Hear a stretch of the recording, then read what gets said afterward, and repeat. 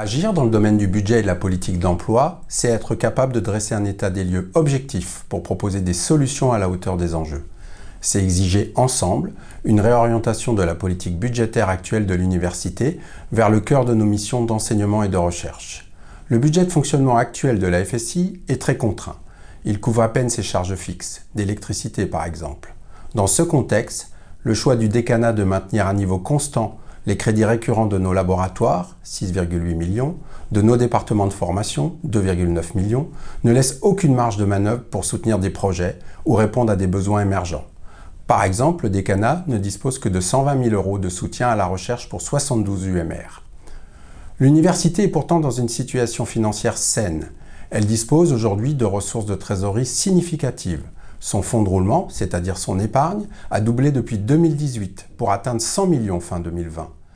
À quoi servent dans ce contexte de telles réserves? Comment sont choisis les projets qu'elles servent à financer? De la même façon, concernant la politique de l'emploi, la FSI est également dans une situation critique. En 3 ans, elle a perdu 61 postes d'enseignants-chercheurs. Cette baisse résulte mécaniquement de la stagnation de la dotation en masse salariale dite sous plafond d'État, accordée par le ministère et qui ne prend pas en compte les augmentations de traitement liées aux promotions et à l'avancement des collègues. Cette situation n'est cependant pas une fatalité. Des marges de manœuvre existent pour améliorer cette situation. Un meilleur partage des ressources contractuelles de l'établissement, du préciput ANR ou encore la mobilisation des crédits IDEX qui représentent 27 millions d'euros par an à eux seuls, permettrait de financer les postes dédiés à des activités structurantes et à irriguer de façon plus homogène l'ensemble des activités disciplinaires et interdisciplinaires de l'université. Cette nouvelle orientation d'une partie des fonds IDEX ne mettrait pas en péril les projets de l'Alliance, puisque les comptes 2020 ont fait apparaître que 30 millions n'avaient pas été consommés sur les 3 années précédentes. D'un côté donc, des ressources financières sont disponibles. De l'autre, la faculté se trouve en difficulté et amputée chaque année dans son potentiel d'enseignement et de recherche. Cette situation résulte de l'absence de construction des politiques de budget et d'emploi avec les facultés.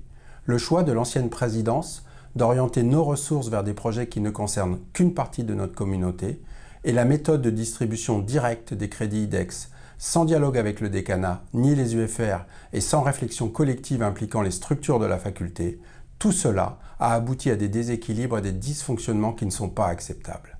Ces élections sont l'occasion d'un changement. Ce mode de fonctionnement doit évoluer. Cela ne pourra se faire que si nous agissons.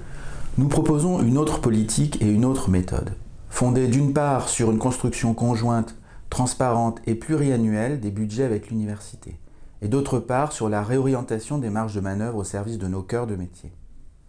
Ces marges permettront de stopper la baisse des postes et de conduire une politique pluriannuelle ambitieuse de soutien à la formation et à la recherche afin de redonner un peu de souffle à nos équipes.